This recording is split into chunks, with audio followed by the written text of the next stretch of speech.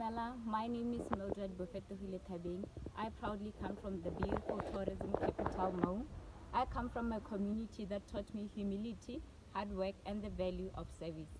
I hold a certificate in accountancy and business studies, currently seeking employment while building my purpose.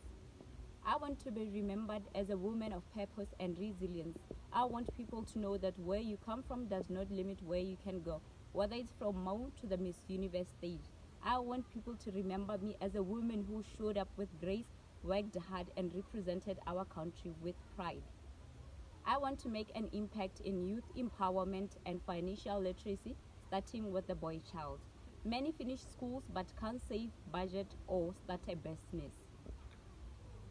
That is because money impacts safety, education, and independence. I want to launch workshops where I teach basic accounting, social media marketing, and how to start a small business.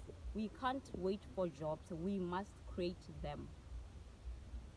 What makes my story unique is my combination of service and numbers. I have been behind a till, not just a bookshelf. I have met boys who are smart but scared of money. I speak their language because I've lived it.